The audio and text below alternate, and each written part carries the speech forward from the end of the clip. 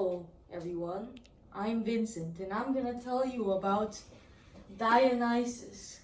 This god is the god of wine and parties and madness. Fun. His birth was a little scary. His mother, he was born as a demigod, a son of Zeus, and a mortal named Semele. I'm pretty sure it smelled like this.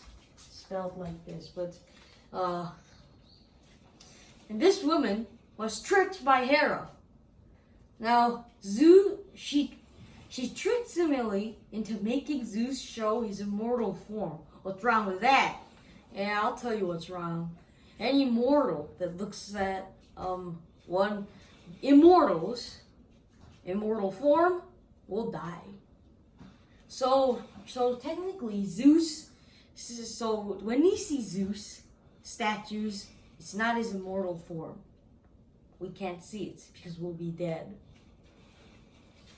But Semele already had a child inside her, and the child survived partly because maybe he was half god. And Zeus did something really weird. He cut open his thigh and put the kid inside. Then he closed up his thigh again. Which means that he basically trapped the kid inside him, like he did with his daughter Athena. More on that in a sec. But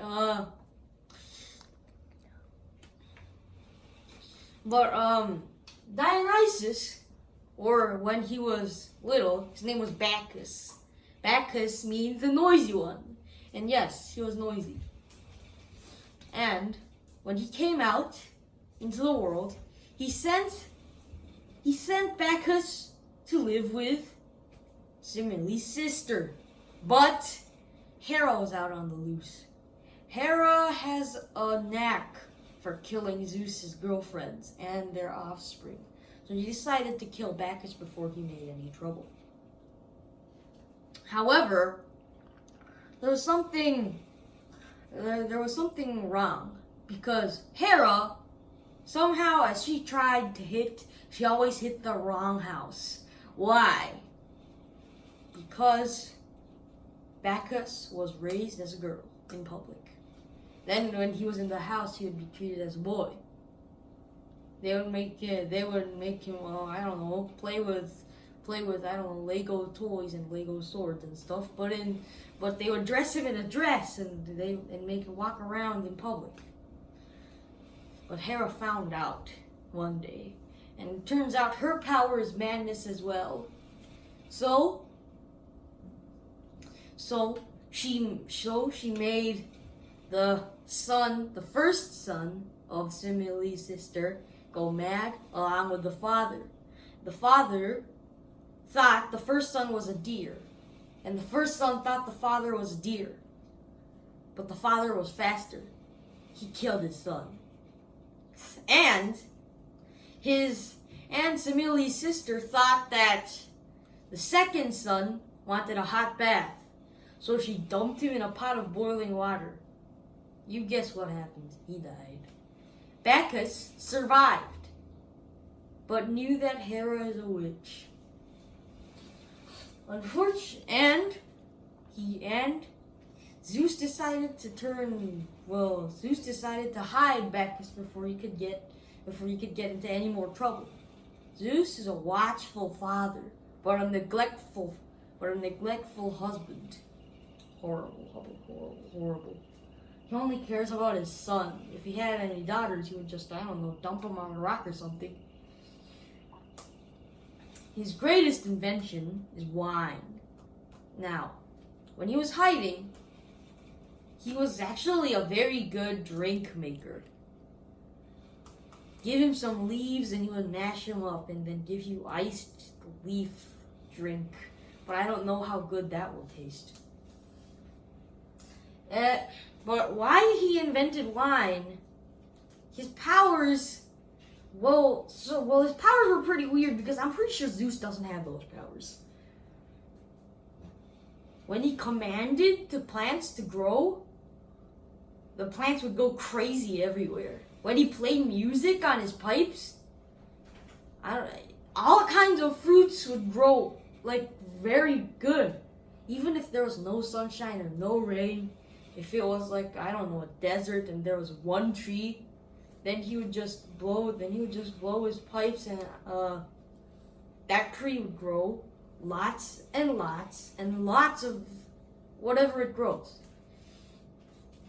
And why he invented wine out of the grapes? Yes, he had a satyr friend. A satyr, my friends, is a goat man. From the waist up, he's a man with curly hair and a beard. But if you shaved off his curly hair, you'd see horns. But waist down, he didn't have 4 legs like centaurs. He had 2 legs, 2 goat legs. So if you looked at them from a distance, you wouldn't see the fur and stuff. So you would think they had some weird muscle disease. And this satyr friend, well, Dionysus and Bacchus and that satyr friend had never seen grapes before.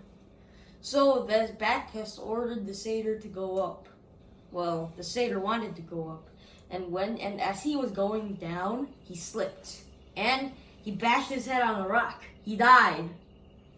And Bacchus was like, "No, you will avenge my friend's death with the sweetest fruit in the world." And the grapes grew wildly. Then he ate some, and then he gathered the other ones, then stomped on them and made wine. Whenever they tried some, they would be reminded of the satyr. Hey, when I grow up and I try wine, I wonder if I'll think of that satyr too. So he invented wine. And why was wine such a good, and why did he become a god because of wine? Well, if I invented the tuna fish sandwich, would I become the god of tuna fish sandwiches? No. Because tuna fish sandwiches were not very important back then. Because no one knew what they were. But moving on. This wine was very important. Milk spoiled. Water didn't spoil, but it wasn't so clean. But it wasn't so clean in the first place. But wine, yes, it doesn't go bad. You can just drink it or age it and leave it in the sun to age, or turn it into vinegar to use and stuff or whatever. And so, wine is a very handy dandy drink, unless you don't count the fact that it can make you drunk and you could grow wild. Dionysus didn't go drunk. He was always wild. There was this band of pirates once, but I'll talk about that in my next one. Now, moving on to the Amazon invasion. Who are the Amazons? No, he didn't go to Brazil. He didn't go to that river to fight random folks. No, there are these people called the Amazons. They're possibly from the Persian term Hamazan.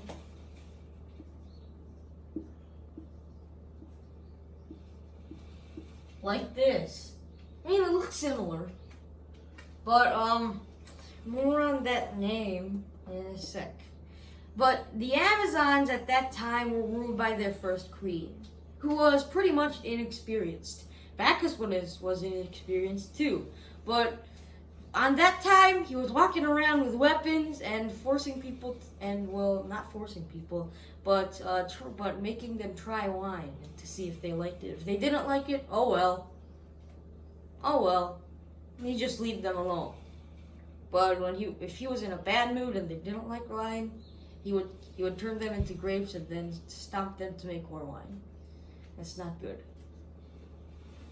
And after that, the Amazons decided they liked wine. But some Amazons were like, hey, he's a boy. Because the Amazons hated boys. Hey, he's a boy. I ain't gonna listen to him. And they charged at him. And they died. The Amazons were supposed to be totally ruthless, but Bacchus was a god. The Amazons were blessed by both Artemis and Ares, which made them totally ruthless and unmerciful and stuff. But they couldn't help. But you see, the thing was, Ares and Artemis were a little scared of Dionysus. This little kid god could do much more than anyone could think. He could plant a disease in your brain that would, I don't know, leave you in a straitjacket in prison for 20 years. And so, but the king and queen, or Terra, said, "We are blessed by Artemis and Ares. Let's go kill him!" And many of the warriors died, and Terra ran for her life along with her warriors. She went to the shrine of Artemis in Ephesus. Wow, Dionysus has come a long way. His conquest lasted to India, but right now we're in Turkey, Ephesus.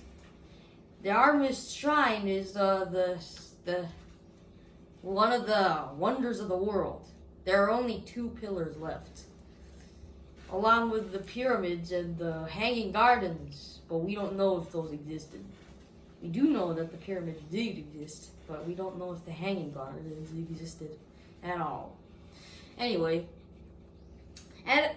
she went to the Artemis shrine, which had all of its pillars and its ceiling and stuff at that time, and Dionysus suddenly ran away. Well, he didn't run away, he just walked away because, I don't know, maybe he got bored or Artemis intervened. And though that's it for today. Thank you, and don't forget to subscribe. I only have 23 of you that subscribed.